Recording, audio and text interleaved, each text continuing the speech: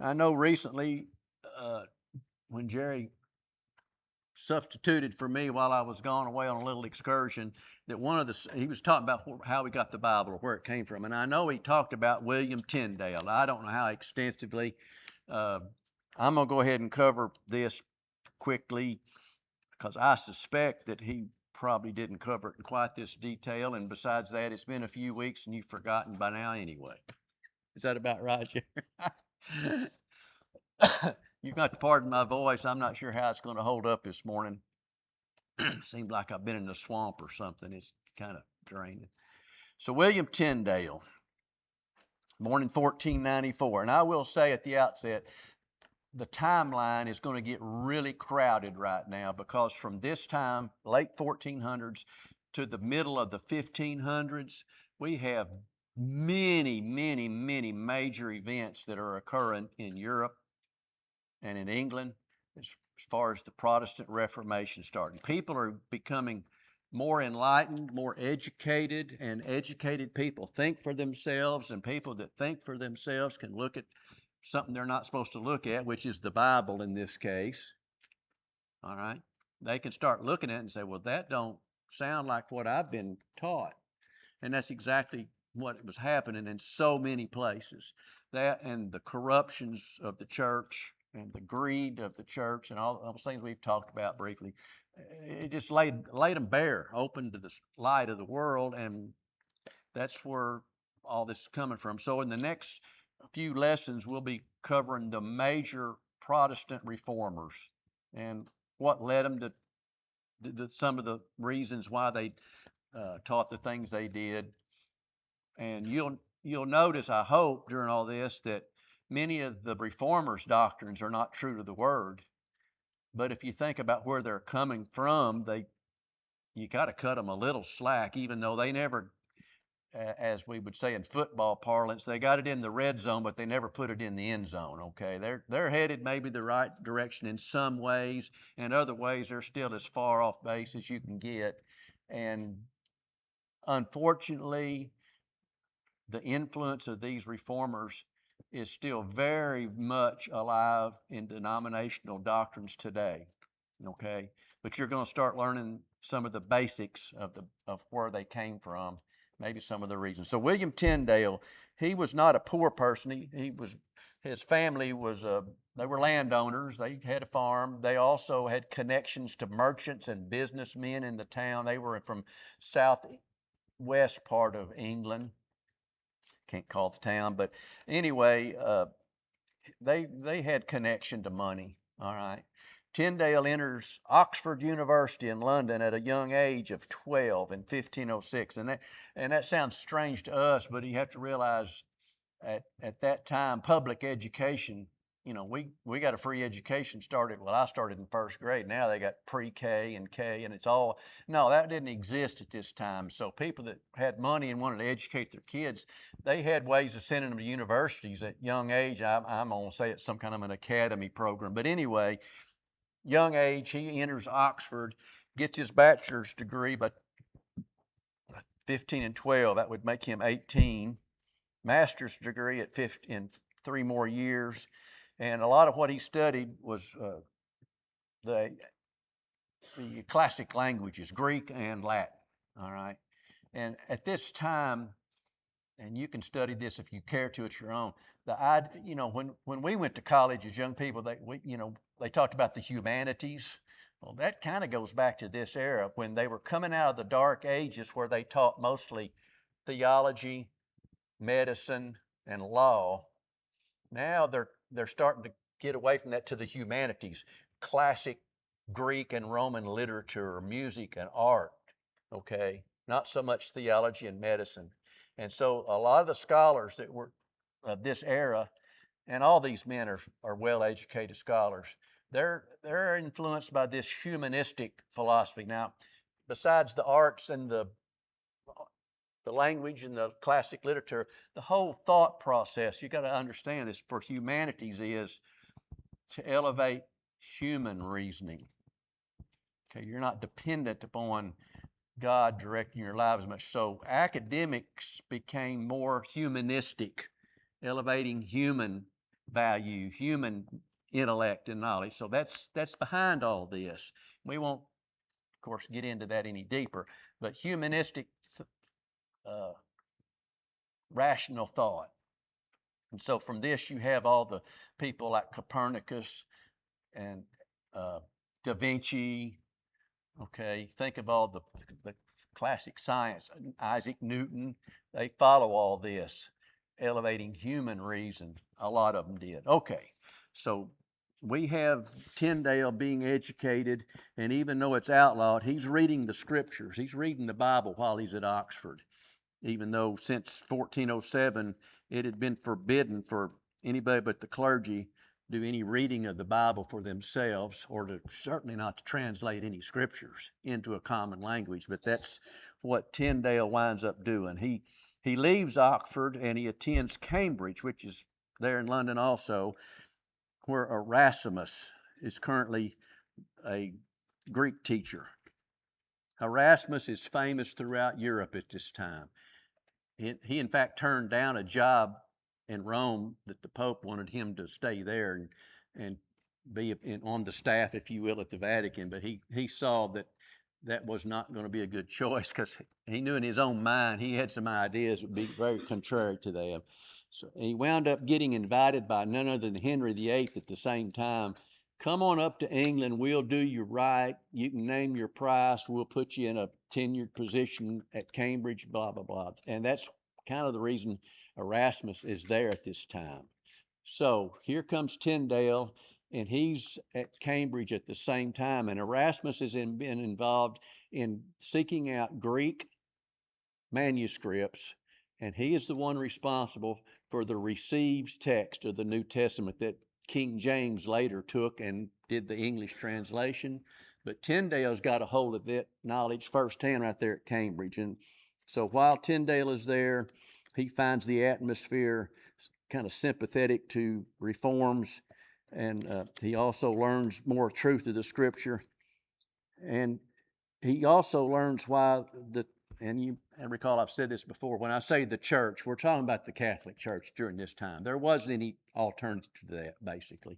So he finds out why the church has been so vehemently opposed to common people reading the Bible for themselves, because it just shed light on all the traditions that the church had that were contrary to the Bible. So we also have at this same time, remember I said things are happening all over Europe at the same time. Well, Martin Luther over in Germany, he's really stirring the pot right now. And Martin Luther is a prolific writer and publisher. So he's publishing tracts and books, and it gets spread all over, especially amongst educated and academics at these universities. So Tyndale is exposed to Martin Luther's writing, and so that's the backdrop for what Tyndale's education was. And for that reason, those are the reasons he resolves it's his goal in life to translate the Bible into English. Now, Erasmus was just working on the Greek text. He wasn't translating it into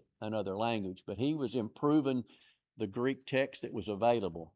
Because you remember at this time, the only thing available was the Latin Vulgate, which was Jerome's translation from an inferior Greek sources. We don't really know, I don't think, what Jerome's sources were, but by this time, Erasmus has expanded what's available, and he improves the basic text that's behind this today, all right? But Tyndale had a lot to do with what's behind this, because Tyndale's version was the foundation for what King James translators looked at also. A lot of Tyndale's words are right in our text today. Okay, so Tyndale winds up leaving the university at Cambridge there, goes back to his hometown where he tutors wealthy children. Like I said, there's no public education, so educated people were often hired by the wealthy to teach their kids, and he's involved in some of that. And during that time, he also kind of has debates with the local clergy. And he has one debate where his opponent learns that he's interested in translating the Bible into the common man's language, English. And he says that we are better off to be without God's law than the Pope's. I mean, that's this Bishop local bishop's words. You know, of course, the famous reply that Tyndale gave to this was, "I defy the Pope and all his laws, and if God spare my life many years, I will cause a boy that driveth the plow to know more scriptures than you do." All right, so that's Tyndale's intent, and it's to break the monopoly, the church's power to restrict the scriptures from the common man. Okay, that's the backdrop, and we'll hurry on through this now. 1523, Tyndale returns to London, and note now, King Henry VIII is on the throne at this time. Before any of the Reformation in England happens, he's still a devoutly Catholic person, and all of his people in power that they're all Catholics. So Tyndale soon finds out that it's not going to be a good thing for him to go to work translating the scriptures there. So he leaves, he self-exiles and goes to Hamburg, Germany. All right. And he never comes back to his native England again in his life. He goes to Hamburg. He soon moves on up to Cologne, Germany, because he's found a print shop there. And remember, about 1450, the Gutenberg movable type printing press had been invented. That's where you had all these little letters, and you could lay them in rows on a tin, on trays, and lay out a whole page of the Bible or whatever you're printing, and then they could just press copy after copy just as fast as they could run sheets in there and ink the type, so you can really publish books now. So that's been around. That's what Tyndale is doing there in Cologne, getting set up to start printing his Bibles. So he's got the book of Matthew done. They're working on setting the type in this shop, and word leaks out. Some of the print shop workers, I don't know where they were, but it leaked out. And one of the people it leaked out to was a guy I can't call his name now. I didn't write it down here. Calcius or something along that line, Chancellus. That anyway, he's in town. He's hunting heretics. He's a devout Catholic, and he hears of this, and actually the story's told that he buys around for the people in the pub that's got leaky mouth and really gets their mouths loose, and finds out where this print shop is, where they're working, goes to the civil authorities, plans a raid, which they do come and raid the print shop, but fortunately the tip has gotten out to Tyndale. He's been tipped off, and he gets there before they do and grabs all the printed sheets they've got. But they come in and find the type set, and they turn those trays of type over and ruin things. But Tyndale has already got what have they printed and escapes with it. And the story is he at night got in a boat and rowed it upstreams all the way to Worms. Okay, so he escaped for his life, and with what he had printed, got to Worms. That's Worms while you're reading, but this is German, Worms. All right, we'll get back to that later. So it delayed his work, but didn't end it. So he sets up at another print shop and goes to printing New Testaments from his English translation in Worms. And around 1526, he's got 6,000 copies of the New Testament ready to go. Well, how are you going to get them smuggled? Because it's illegal. What he's doing is illegal. How are you going to get them smuggled into England to get them in the hands of the people? Well, remember, he was raised up and fairly wealthy to do, and knew merchants, and a lot of them were cloth merchants. Well, he's in contact with them, so he hides Bibles in bales and bolts of cloth and in barrels of grain and flour and stuff like that, ships them into the English ports where these merchants are receiving their order of goods, and they know there's hidden Bibles in there. That's how they're smuggled in. Well, they start showing up all over England, and of course the church is just livid. Where is this coming from? They start looking into it. And of course, they're attacking this English New Testament is full of error, and the authority is from the church. It's not from Scripture. And you get the Bishop of London. This man's name is Tunstall. He starts looking into where these testaments are coming from. Find they're been smuggled in from Antwerp, which is a port city on the continent. That's where they're coming from. So he goes there, And a friend of Tyndale's hears that he's in town and tells Bishop Tunstall that he knows who has a bunch of the unsold copies that he's looking for. I mean, they're looking for them to burn them.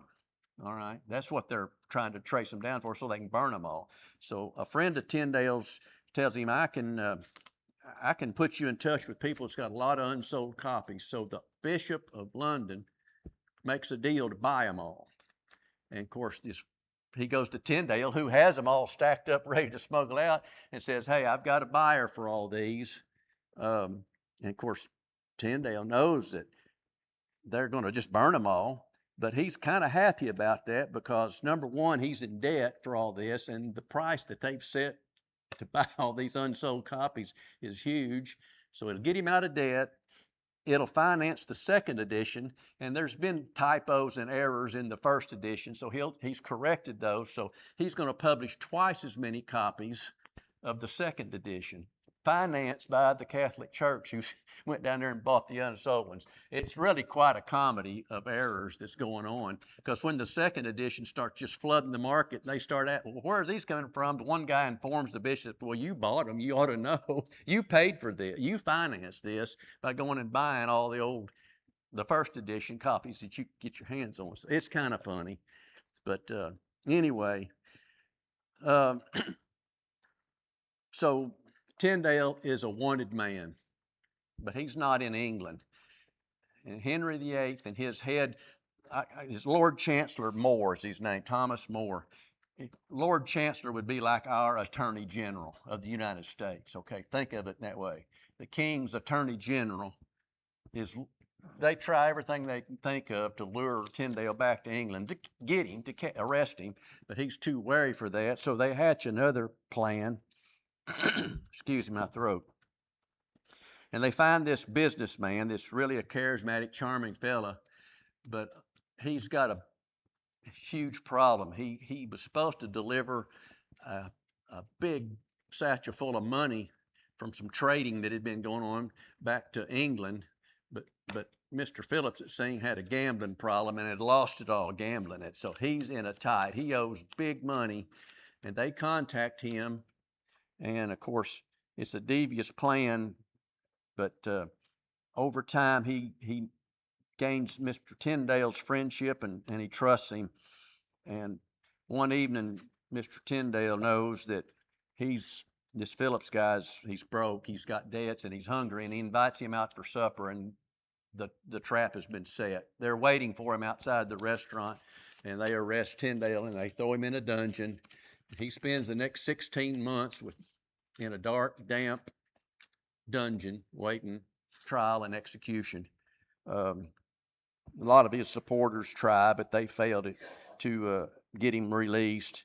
And so in 1536, he's executed for heresy.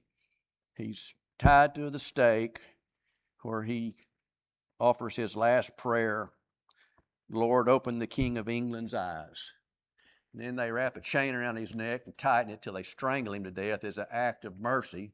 And then they light the flames under him, burn him up. So that's William Tyndale. Comments or questions? New Testament version that he put up, is it whole New Testament or just man? It's whole New Testament. And he later was working on, his work was unfinished because he was arrested. I think he had done the Pentateuch, the first 5 books of the Old Testament. Do you know about that, Jerry? I think that's correct. I believe he did, and he probably was working on but never got to complete the whole Old Testament. But I think people after him, there is to this day a Tyndale Bible Society. It's directly linked and related from this time. It's been there in London since his day. They still publish Bibles today. Okay. Well, 1536. Now, think of what's going, well, we'll get to it later. What's been going on in England at this time? You know, he wanted to get the Bible in the English language into the hands of the common people against the opposition of the church. By this time, 1536, now Henry VIII has divorced Catherine. He's executed that Chancellor Thomas More, who was devout Catholic, his Attorney General fella, you know, he's executed now. Parliament has enacted the Anglican Church is now the official religion of England, with Henry VIII is the supreme leader. The Pope is out. The papacy is not allowed into England. The monasteries and all them people are all closed, and all them people is run out of town. And the worship in England now is Anglican, okay? And in that atmosphere, you have 2 years after Tyndale has been executed, King Henry decrees in England that there's going to be a Bible in every parish church across the country. So Tyndale was vindicated. He did achieve what he set out to do, even though he died for it. Okay. Comments? Questions I don't know the answer to. What was the reason that King Henry put the Bible? I mean, is he feeling guilt or something? If you can wait a little bit, we'll have a whole lesson on the English Reformation, which goes into more detail about what all went on in England. Basically, Henry VIII was one of a lineage of Tudor kings, and he was having trouble with his not having a male heir to take over, and it was going to cause trouble. And this Catherine that he wanted a divorce from, we'll get into it later. She was the aunt of Charles V, who is the King of Spain and the Holy Roman Emperor. And so the church is not wanting to get Charles V on their bad side, and so they won't grant Henry a annulment or a divorce from Catherine. That's what's really blew the lid off in England, all right, and other things. But nonetheless, you can't make this stuff up, all right? But we'll get into His intention was to promote the church, to open it up and get it translated, and just open the door for people to learn the truth. right, Average people to get it study. right, That wasn't his intention. You know, he didn't. He was just trying to get away from the church. right. Have his own life, his own thing. But the church was important to everybody. Yeah, Church, yeah, their religion was important. yeah. So he took advantage of that and had it translated. And average people started reading and studying. Yeah. You know, we studied Wycliffe, who was also English from 100 years before, or 150, and he translated into English, but that was before printing presses, and so they were hand copied in very few numbers. But the Lollards, that his followers, you know, they had already spread this all over Europe. You know, when we studied Jan Hus, you know, they were aware of stuff in Czechoslovakia. It's called Bohemia. They were aware of Wycliffe's work and studying it. So, you know, the lid's off and the worms are crawling everywhere. Okay. they're getting out. And it gets to where there's so many fires the church can't put them all out. It's really what happens. The lid just blows off of this thing and it just goes wild. And there's no putting the genie back in the bottle after that. So we'll look at Martin Luther then for what time we've got remaining this morning. And of all the figures, the men involved in the Protestant Reformation, Martin Luther's had more attention, more written about him, books in church history, and than any other person of this era. And so for that reason, since there's so many different writers and so many different angles and what all and reasons, there's more myths and exaggerations and conflicting stories about Luther to wade through and to figure out which ones are true and which ones aren't, or are any of them true, and try to wade through it. So if you've read something that differs from what I'm saying, I don't doubt that. Okay, I've read things that differ from what I've said, and I don't, you know, what do we know? So we're going to stick to the basics, what's pretty concrete about Martin Luther. And you can, believe me, read shelves full of books only about Martin Luther and knock yourself out if you're interested in that, digging lots deeper. than what we can cover in our survey here. But he he became a monk. That wasn't his initial intent. He was going to law school, but he had an experience that scared him. He decided to be a monk and decided that salvation was more important than being a lawyer. And if you could be saved by being a monk, he was going to be the best monk ever was. All right.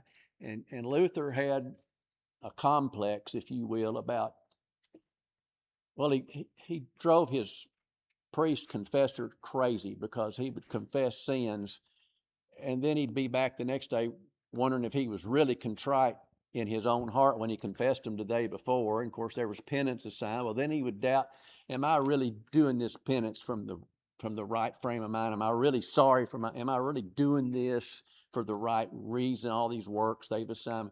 And this is Luther's mind. He's a troubled soul internally, really. But he's trying his best to be a devout monk and save him, that way. That's Luther early in his life. Well, of course, he's as a monk, he's also able to go to universities. He's there in Germany, in Saxony. He goes to this new university called Wittenberg. All right, he gets educated. He becomes a faculty member in theology there, and it's at this position that places Martin Luther square in the crosshairs of the best marksmen there are in the Catholic Church. But he didn't go into to reform the church. He just happened to be at the right place at the wrong time and stumbled into it and bumbled his way through it, really. It wasn't something that he just had like Tyndale, I'm going to translate the Bible. No, Luther was a Catholic and he had no intention of getting involved in this. He just stumbled into it. All right. So a lot of people think, he was some revolutionary and he's going to stamp out. No, he fell into this backwards. All right. Well, how'd that happen? Well, in a word, St. Peter's Basilica in Rome. What has that got to do with Martin Luther? Well, if you recall, we mentioned this back several weeks ago. The original St. Peter's was built by Constantine. All right. 330 AD, after the Roman Empire became favorable to Christianity, he had built the St. Peter's. It's 1,200 years old. It's dilapidated. It's leaning to the south and falling in and plaster fall, okay?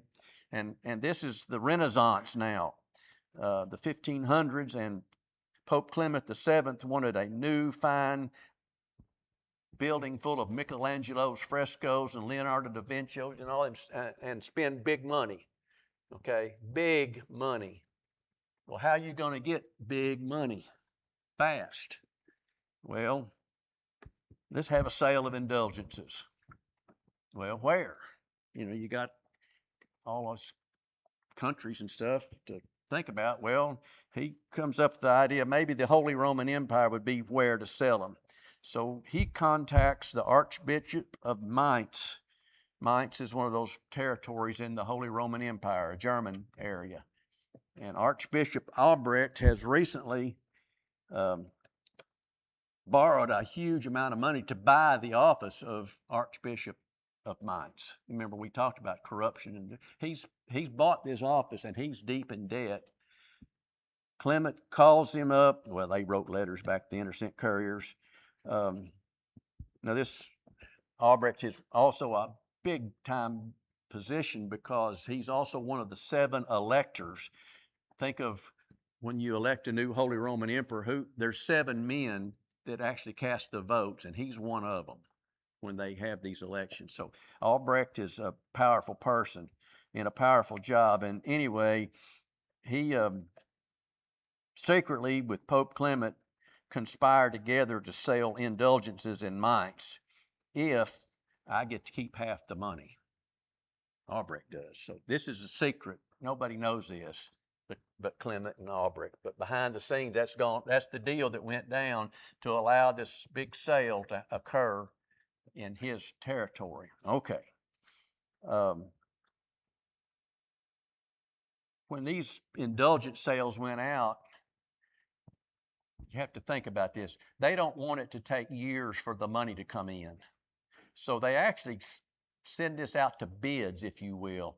And whoever gets a bid's like a contractor. He pays the church right now. They get their money right now. Now they've got to go out and sell these indulgences to recoup their investment. And they've got these sales agents that they usually sell this. You know, you want to sell indulgences, come and see me. I'll set you up, but it's going to cost you. Okay, so you buy the right to be a sales agent. Well, this Johann Tetzel, he's a Dominican friar, and he has bought the contractor scheme to sell indulgences. I mean, this is the business behind all this that goes on behind the scenes. All right, but the church got its money. Yeah. They weren't educated, so they didn't read the scriptures themselves. So whatever they were told by the spiritual leaders, they just accepted. Yeah. So these changes can be made fairly easy. You know, Yeah. If the spiritual leader says this is the way you do it, they burn with their sin, they won't put that to it. Yeah. Is it faithful? Yeah. It sounds a lot like Simon and Sorcerer. Exactly. Yeah. People, what the Yeah. I could make apostles held, I got big- the power I give to other people. if I could get that power, I'll pay you for it.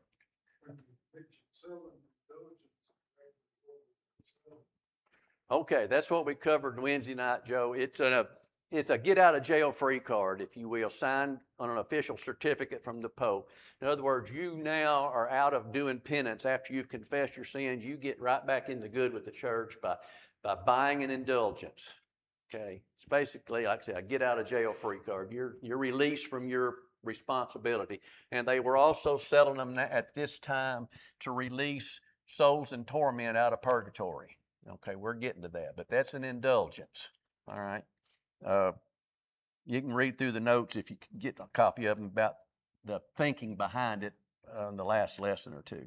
So Johann Tetzel is this friar that's going to sell these indulgences in Germany, and he's got to have a good plan, and he does. So he's like P.T. Barnum when the circus comes to town. He's a big promoter. So he'll send a forerunner into town, and they'll start announcing the word and putting posting bills on the light poles around town. So everybody knows a sale of indulgence is coming to town next week. So they're getting everybody all stirred up. All right. Then here comes Tetzel and his entourage into town, and they're carrying a big cross with the coat of arms of the Pope draped up there, and another guy's carrying a big ornate chest. And they'll set up in a public square or meet in a cathedral or a temple or whatever, but they draw a huge crowd. I mean, this is a big, big thing come to town. All right.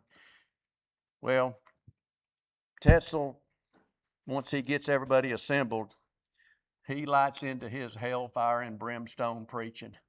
And you can just hear the screaming of the people dying in torment, that your long-lost relatives that didn't live such a great life, or warming the fires under your pew where you kind of start feeling the heat.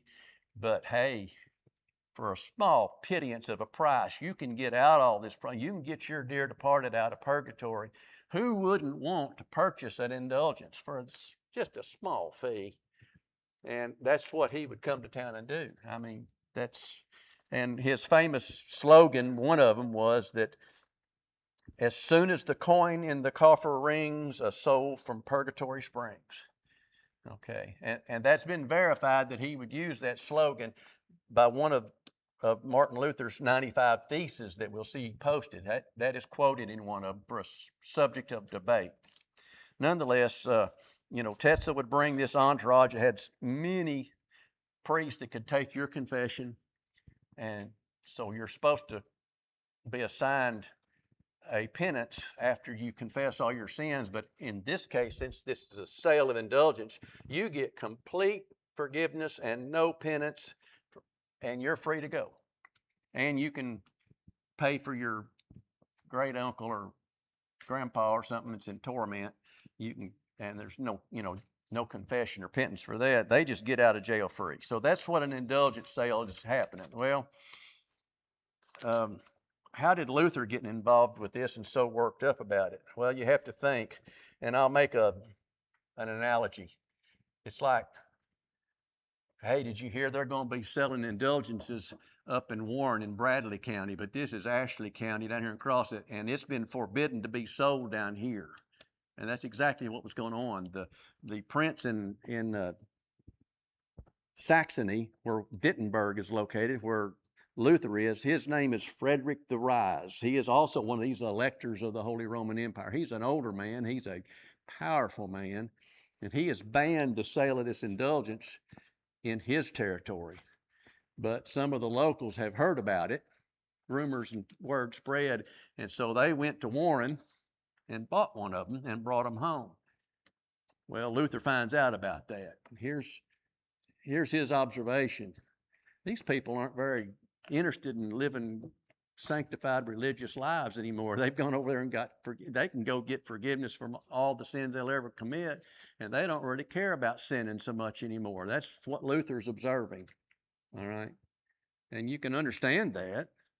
And he began, their behavior, it's real lax, and they just willfully sinning, and they come to him with this certificate of indulgence, say it's okay. Well, he boils over.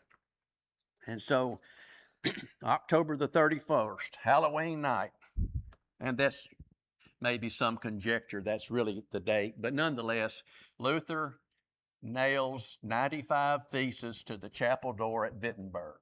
Okay. And a whole bunch has been made out of this all through time since this. You'll see pictures of Luther with this stern look holding up a 3-pound shop hammer, nailing a big old spike through this to this big chapel door. No. The chapel door at Wittenberg, Germany, at the university, was a bulletin board.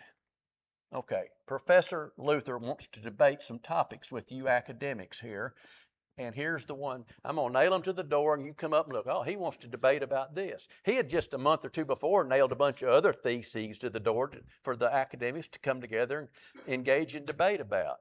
This is not him coming up with his war cry for revolution or some manifesto that he's posting like it's been made out to be. No, Luther is just an academic. He just wants to debate some of these abuses, some of these deals, and you can read what he wrote, the 95 Theses, if you want to wade through it. That's what this is. It's not a, announcement of we're going to war. It's not that at all. In fact, they're written in Latin, and the people of the town can't read Latin. That's just for the academics. The trouble is, probably nothing would have ever come of the 95 Theses. Nothing would have ever come of this, except for somebody took them down, probably without Luther's knowledge or permission, translated them into German, and printed them up and started spreading them. Now he's in hot water because they're spreading all over and people are reading them, and these topics are now, the cat is out of the bag. See, he stumbled into this. He fell into it backwards. He did not that wasn't his intention at all. He just wanted to engage in some lively debates amongst the university faculty. And it's gone like wildfire now. It's going everywhere. So he sees the problem, and he writes a letter to this Archbishop Albrecht over in Mainz, which has come up in his thesis, apologizing to him. But Luther doesn't know that he and Clement VII have conspired together to sell these for a share of the profits. Well, as soon as Albrecht gets his letter, he just fast forwards a copy on down to the Pope, and so it goes all the way to the top. Luther, this little monk at this little university up in Wittenberg, is a troublemaker. All right, and so here comes the problems. So you have to realize that at this time, Martin Luther was still a Catholic. He wasn't about anti-work salvation. He still believed in salvation by the works you did. He's not against the Pope per se at this time, but he is now subject to the threats and the pressures from above. And he is an employee at the university, and so his job's in positions has been threatened. His bosses from above saying, you need to shut up. They're getting pressure from the church, see. You got to tone this down. That's not Luther. He digs in his heels and starts more Bible study and even more work to formulate reasons why indulgences should be abolished. And he is, of course, he's been called before in a tribunal kind of thing, which he goes to Leipzig in 1519. So it's now been a year and a half since this all blew up. And a fellow named Johann Eck is a firebrand for the church, a shrewd debater, and that's who Luther is going to meet to defend himself, all right, in public forum. He's met his match in this Johann Eck. He's a shrewd man, and somewhere during the debate, he changes the subject and asks Martin Luther, can a pope err? Can the pope be wrong? So that instantly puts Martin Luther, it backs him in a corner. What's he going to say? I mean, they've been debating all these abuses and abolishing things, and now the question isn't just debating these subjects, it's debating, can the Pope be wrong? Well, what's he say? Yeah, he can be wrong. In fact, at this point in time, Johann Eck charges Luther with teaching some of the things that Jan Hus taught. Remember, Hus got burned at the stake, didn't he? Down in Bohemia for going against the Pope. And Luther replied, Ja, ich bin Hussite. Now, for you non-German speakers, that's, yes, I am a Hussite. I am a believer and follower of the teachings of Johann Hus. 100 years ago, this probably wouldn't have amounted to anything except for this right here. When Hus calls his name up, says, yeah, I'm a follower of his. He was right. Okay. Well, that's all it takes. Luther gets a papal bull. We talked about a bull, the official stamp of the Pope on this letter. In 1519, Luther, you got to appear and answer these questions, or you're going to be officially condemned. And this is another one of those shots across the bow to get Luther to cower down, to reverse and recant. Luther takes this official papal bull in the public city square in Wittenberg and lights it on fire. Okay, that's not going to set well, is it? All right, that's what happens. And so another bull arrives in 1520, excommunicating him for heresy, and he's now referred to the state civil trial before he's going to be executed. So this trial is going to be held now at the Diet of Worms. And that's always caught people off guard. Who wants to eat worms? A diet at Worms. Well, a diet is just a word for a civil tribunal, a trial, where all the nobles, the royals, the dignitaries, the church leaders, they all appear at this civil trial. Luther's to stand trial. And it's at Worms, a city in Germany. So the trial at Worms, is that the second? Okay, I'm going to write a star on there, and we will begin there, Lord willing, Wednesday night and finish up on Luther. And we will try to be ready by then to make a short study of several, I say short, reasonably short, of several of the other major players in the Protestant Revolution. But where we're headed, so you kind of know, is we're headed to where did the religion that we've got in the United States come from? Well, it all pretty much centered out of England, because where did all the people that immigrated to the colonies come from? England. All right. And so that's kind of where we're headed. Thank you for your attention.